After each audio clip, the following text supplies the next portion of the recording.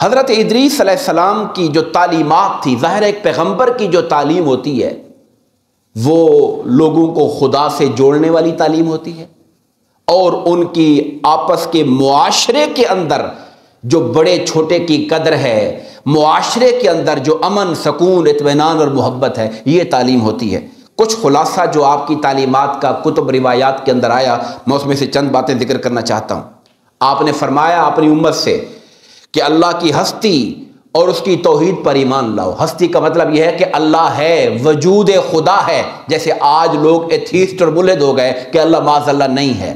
آپ نے کہا اللہ کی ہستی پر ایمان لاؤ، اور پھر اللہ کی توحید پر یعنی اس کے ایک ہونے پر ایمان لاؤ، اور صرف اسی کی عبادت کرو۔ ہر پیغمبر لوگوں کو یہ دعوت دے کر آیا کہ لوگوں ایک اللہ کی عبادت کرو۔ یہ ہر پیغمبر کی تعلیم کا بنیادی نقطہ اور بنیادی مرکز یہی رہا ہے۔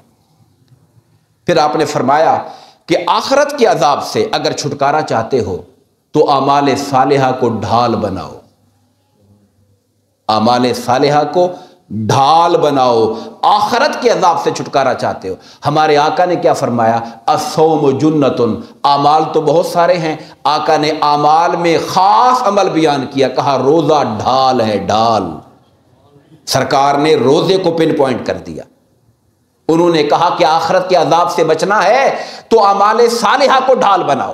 مجھے آقا کا فرمان یاد آتا ہے، میں صدقہ دو، خیرات دو، یہاں تک کہ کوئی بکری کا کھر بھی اگر اور اوقات نہیں ہے اتنا بھی صدقہ دیتا ہے تو وہ بھی جہنم کی آگ سے بچانے والا بن جائے گا اس کو۔ تو نیک اعمال، صدقہ و خیرات، یہ انسان کو جہنم کے عذاب سے بچانے والا ہے۔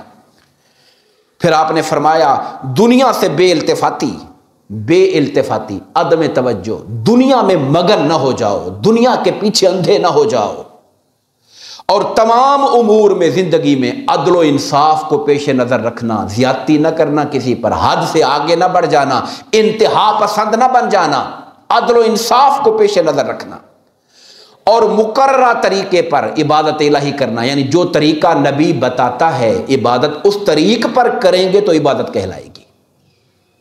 جو بتایا ہمارے لیے جو بھی عبادت ہوگی وہ کون سی ہوگی؟ جو حضور کی سنت ہوگی۔ آقا کی سنت کے مطابق اگر ہم عمل کریں گے تو وہ عبادت کہلائے گا۔ کیا آپ کو ان صحابہ کرام کی بات یاد ہے جس میں 3 صحابہ کرام حضور کی ازواج مطہرات اپنی ماؤں سے جا کے ملے، پوچھا حضور گھر میں کیا کرتے ہیں؟ انہوں نے بتایا، انہوں نے دل میں سوچا کہ یہ تو تھوڑا عمل ہے مگر آقا تو آقا ہیں، انہیں تو ضرورت نہیں ہے۔ ایک نے کہا کہ میں زندگی بھر رات کو سوؤں گا نہیں، ہمیشہ ساری رات نمازیں پڑھوں گا۔ دوسرے نے کہا میں زندگی بھر شادی نہیں کروں گا، شادی کروں گا اگر شادی بندہ کرتا ہے تو بال بچے توجہ ہٹا دیتے ہیں خدا سے۔ تیسرے نے کہا میں ہمیشہ روزہ دار رہوں گا۔ جب یہ باتیں سرکار کو پتہ چلی تو آقا نے ان کو بلا لیا اور فرمایا سنو تم نے یہ باتیں کی؟ کہا آقا ہم نے کی۔ فرمایا سنو میں تم سب سے زیادہ اللہ سے ڈرنے والا ہوں، تم سب سے زیادہ تقوی رکھنے والا ہوں، خوف خدا رکھنے والا ہوں، مگر میں راتوں کو سوتا بھی ہوں، رات کے پچھلے پہر میں جاگتا بھی ہوں، کبھی روزہ رکھتا بھی ہوں، کبھی روزہ نہیں رکھتا ہوں، اور میں نے نکاح کیے ہیں، میں نے شادیاں کی ہیں۔ یہ میرا طریقہ ہے، جو میرے طریقے سے منہ موڑے گا اس کا مجھ مصطفیٰ سے کوئی تعلق نہیں ہے۔ تو ہمیشہ عبادت وہی کہلاتی ہے جو حضور کے طریقے کے مطابق کی جاتی ہے۔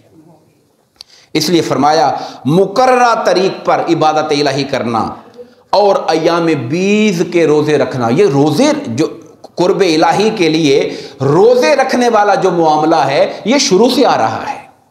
قربانی دینا، اللہ کو راضی کرنے کے لیے، منانے کے لیے قربانی دینا، ظاہر حابیل و قابیل قربانی دے کر آگے چلے تھے، اور حضرت ادریس فرما رہے اپنی امت سے ایام بیض کے روزے رکھو۔ ہماری زندگیوں سے نکل گئے ہیں مگر یاد رکھیں آپ جس بھی اللہ کے ولی کا، نیک بندے کا، صالح کا تذکرہ پڑھیں گے ہو ہی نہیں سکتا کہ وہ ایام بیض کے روزے نہ رکھتے ہوں۔ یہ تو آقا نے پسند نہیں کیا کہ کوئی ہر روز ہی روزے رکھے، زندگی بھر روزے رکھے، اس کو پسند نہیں کیا۔ ماہ رمضان کے روزے تو فرض ہیں، ان سے تو چھٹکارا نہیں ہے، ماں سوائے کوئی بیمار ہے، مسافر ہے تو بعد میں قضا کرے گا۔ ماہ رمضان تو فرض ہے، وہاں تو کوئی اور بات نہیں ہے، مگر رمضان کے علاوہ جو روزے ہیں ان میں پیر کا دن کا روزہ رکھنا آقا کی دائمی سنت تھی، حضور ہمیشہ رکھا کرتے تھے، جمعرات کا بھی رکھا کرتے تھے، اور ایام 20 یعنی چاند کی 13، 14، 15 یہ جو دن ہیں ان کے روزے رکھنا یہ آقا کریم علیہ السلام کی سنت تھی۔ اور 3 دن کے روزے رکھنے میں حکمت یہ تھی کہ آقا فرماتے ہیں، قرآن کہتا ہے کہ جو بندہ ایک نیکی لے کر آئے گا اللہ اسے 10 گنا ثواب دے گا، تو 3 روزوں کو 10 سے ضرب دیں تو 30 دن بن جاتے ہیں، تو گویا ہر مہینے میں اگر کوئی 3 روزے میرے آقا کی سنت کی اتباع میں رکھتا ہے اللہ اسے پورے سال روزے دار رہنے کا ثواب عطا فرما دیتا ہے۔ یہ حکمت ہے، ہمارے آقا کا ہر کام بہت کیلکولیٹڈ، امت کے لیے بڑا جامع، مختصر، تاکہ تکلیف بھی نہ ہو، پریشانی بھی نہ ہو، راحت بھی ہو اور ثواب بھی پوری زندگی کا ملتا رہے انسان کو۔ پھر فرمایا دشمنان اسلام سے جہاد کرنا، چونکہ پہلا جہاد آپ نے کیا تھا قابیل کی اولاد کے ساتھ، زکوٰۃ ادا کرنا، اپنے آپ کو پاک صاف رکھنا، اور خاص طور پہ کہا کہ جنات، کتے، سور، یہ جو ناپاک جانور ہیں ان سے اپنے آپ کو بچا کے رکھنا اور ہر نشے والی چیز سے دور رہنا۔ یہ بنیادی تعلیمات حضرت ادریس علیہ السلام نے اپنی امت کو بھی دی تھی۔ اور بعض روایات میں یہ آتا، ظاہر ہے کہ یہ اسرائیلی روایات ہیں، آپ جانتے ہیں اسرائیلی روایات کسے کہتے ہیں؟ وہ روایات جو تورات اور انجیل میں آئیں، یا وہ روایات جنہیں ان صحابہ نے بیان کیا جو پہلے عیسائی یا یہودی تھے، بعد میں مسلمان ہو گئے، انہوں نے اپنے علم کی روشنی میں باتیں بتائیں، اور ظاہر ہے ان کا علم تورات و انجیل کے ساتھ تھا۔ ان روایات کو کہتے ہیں اسرائیلی روایات۔ تو ہماری نگاہ میں وہ روایات اس وقت حجت ہیں جب وہ قرآن و سنت کی مخالفت نہ کریں۔ اگر قرآن و سنت کی مخالف ہوگی اس کو جھوٹا کہہ کے رد کر دیا جائے گا۔ اللہ کی کتابیں سچی ہیں، تورات بھی سچی ہے، انجیل بھی سچی ہے، مگر ان میں انسانوں نے چیزیں داخل کر دیں، تحریفات کر دیں، اور قرآن محفوظ کتاب ہے، اللہ کا وعدہ ہے یہ۔ اس لیے یہ اصول یاد رکھیے کہ قرآن و سنت کے خلاف کوئی بات کہنے والا ہو، بھلے وہ کوئی بھی ہو، اگر قرآن و سنت کے مطابق نہیں ہوگی اس کی بات کو رد نہیں کیا جائے گا۔ اگر نہ مخالف ہو اور نہ مطابق ہو، یعنی مخالف بھی نہیں ہے اور کوئی ایسا حکم ہے بھی نہیں جس کے سامنے وہ نظر آئے جس کے مطابق ہے، وہاں پہ ہم خاموشی اختیار کر لیں گے، نہ تصدیق کریں گے نہ تکذیب کریں گے، نہ کہیں گے سچی ہے نہ کہیں گے جھوٹی ہے، وہاں ہم خاموشی اختیار کریں گے۔ یہ بہت اہم باتیں ہیں جن کو سمجھنے کی ضرورت ہے۔ ان میں ایک روایت یہ بھی آئی ہے کہ آپ کی انگوٹھی پر جو عبارت لکھی ہوئی تھی وہ تھی الصبر مال ایمان باللہ یورث الظفر، اللہ کے ایمان کے ساتھ اگر بندہ زندگی میں صبر والا بن جائے تو کامیابیاں وہیں سے پیدا ہوتی ہیں۔ یہ آپ نے اپنی انگوٹھی پہ لکھوایا ہوا تھا۔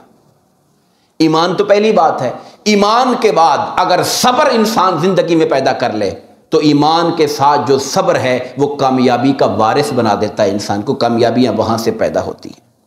اور آخری بات آپ نے فرمایا لوگوں اللہ کا کہنا مانو، اطاعت کرو، اپنے بڑوں کے سامنے جھک کے رہو، ہر وقت اپنی زبان کو ذکر الہی میں تر رکھو، دوسروں کی خوشی پہ حسد نہ کرو، کسی اور کو نعمت ملے تو اس پہ حسد نہ کیا کرو، چونکہ دنیا کی خوشیاں چند روزہ ہیں، اصل خوشی تو قیامت کے دن کے بعد کی خوشی ہے۔ جو ضروریات زندگی سے زیادہ کا طالب ہے وہ قناعت کرنے والا نہیں ہے، کانے وہی ہے جو اپنی ضرورت کی چیز پہ راضی ہو جائے، وگرنہ انسان کی خواہشیں تو کبھی پوری نہیں ہو سکتی ہیں۔ خواہشوں کا تو کوئی حد ہی نہیں ہے، خواہشوں کی کوئی انتہا ہی نہیں ہے۔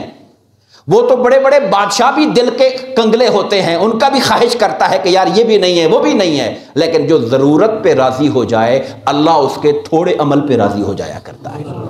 اللہ تبارک و تعالی ہم سب کو اپنے آقا کریم، نبی کریم اور حضرت ادریس علیہ السلام جن کا ہم نے ذکر کیا اور تعلیمات کا بیان کیا اس پہ عمل کی توفیق عطا فرمائے، آمین۔ وما علینا الا البلاغ۔